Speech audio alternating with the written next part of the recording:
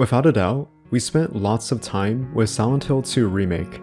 After much investigation and research for such meticulous details that are well hidden, and even elaborate much of the time, I thought I would once again discover more secrets and Easter eggs. However, I want to go into this by talking about more obscure and not as well known details that require thorough elaboration and analysis that potentially those of you may not know about. Today, I want to talk about Silent Hill 2 Remake hidden secrets and Easter eggs.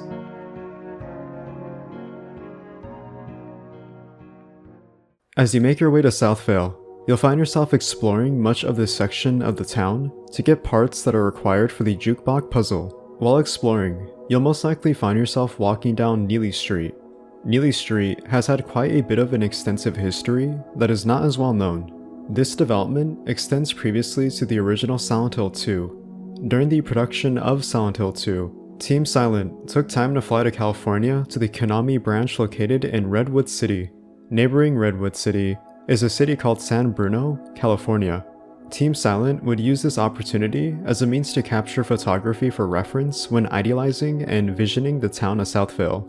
This would see the creation of the back alley neighborhoods to then one of the streets named Neely Street. When comparing the reference of the locations themselves to the buildings seen in game, it's easy to see the resemblance side by side. However, later on in development, many of the buildings in Neely Street that were inspired by real-life buildings in San Bruno would be cut and changed to avoid legality issues with image appropriation. Interestingly, much of the original buildings seen in the original Silent Hill 2 would be used as a reference and even translated to the remake, with familiar-looking buildings seen from the original. Speaking of Neely Street, if we were to walk down the street itself, you'd stumble upon a police cruiser parked next to the sidewalk. If you were to approach the vehicle, then stand in front of the hood, and look closely, you can find three symbols located in the left, right, and bottom regions of the Silent Hill New England Police Department symbol. These three runes are associated with the Halo of the Sun symbol, a symbol that is closely associated with the cult's The Order,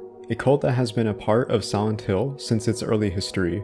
The Halo of the Sun, when defining its religious beliefs and values by the cults, its foundation is believing in the resurrection, God, and the inner world. Or simply put, by one of the leaders of the cult, Claudia Wolf, the rebirth of God and the birth of a new paradise.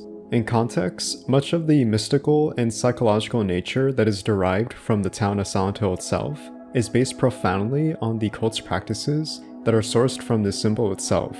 The three runes seen here are the following: the TPRUS, or the T-Press, the AMB, or the AMB, and finally the TPRU, or the Tipru. What these three runes have with one another is correlated and directly tied to the Hungarian runes found in Old Hungarian script, an alphabetic writing system used to write and speak the Hungarian language in the 17th century. It's theorized that the three runes seen here have a relation to God.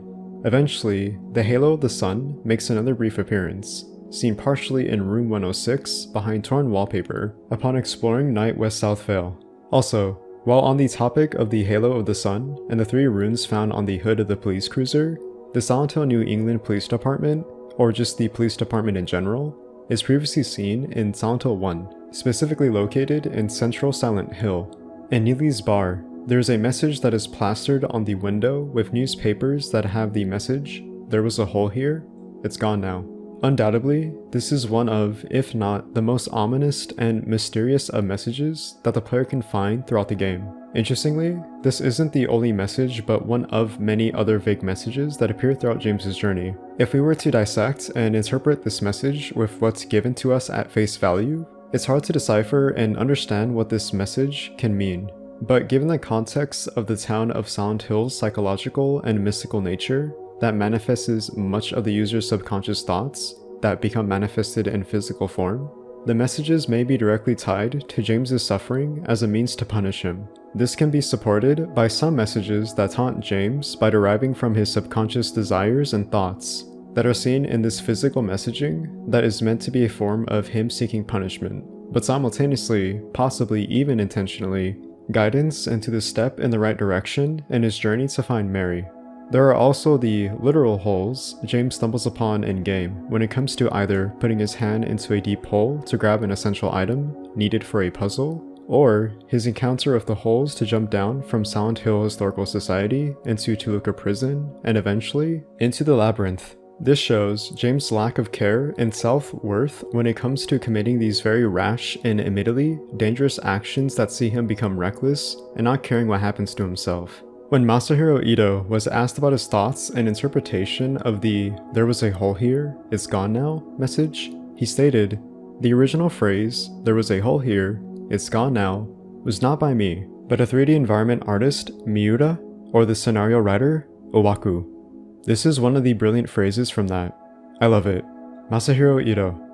A couple months later, Masahiro Ito gets asked a similar question concerning the message, which sees him state that it was once again either conceived from Takashi Miura or Hiroyuki Owaku, members of Team Silent that worked on the original Silent Hill 2. His interpretation is that James is trying to hide in a hole, but can't.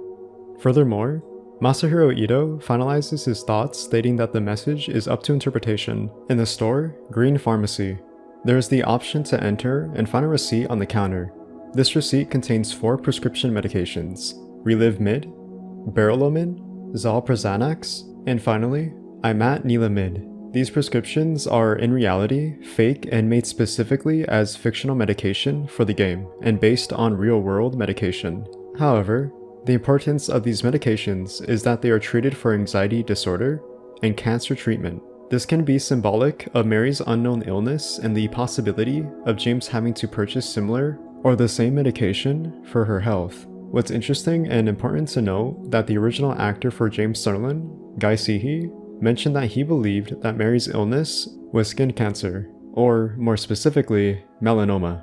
Silent Hill was also known to have many illnesses that resulted in Brookhaven Hospital being created, which was a direct response to these sudden and inexplicable illnesses. This is further supported by the memos found in Brookhaven Hospital, which detail the doctor's documentation and explain much of the treated patient's actions and results of treatment. In Woodside Apartments, specifically room 207, they have balloons that state, "Welcome home." The purpose of these balloons are meant for an unlockable achievement called Let's Not Party.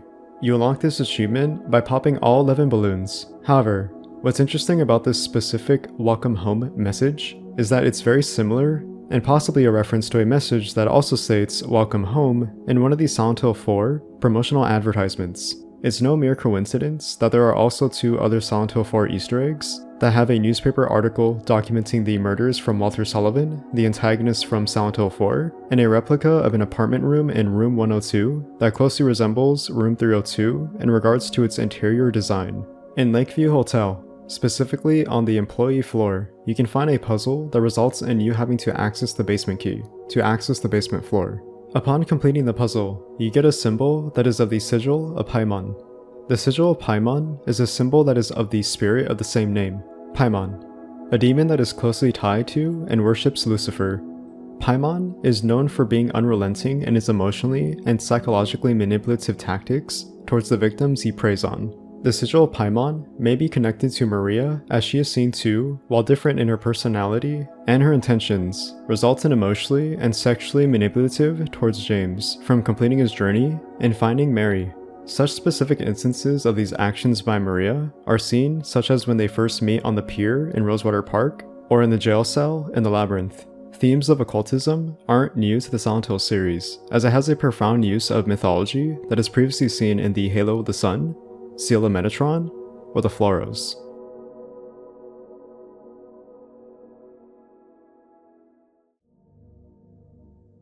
And that's about it. While a short video, I hope my selection of the secrets and Easter eggs I found relating to Silent Hill 2 were informative and educational to learn a bit more about obscure or unknown facts / trivia that you may not have known about. Anyways, that's me. Thank you for watching, please have a great day, stay safe, and goodbye.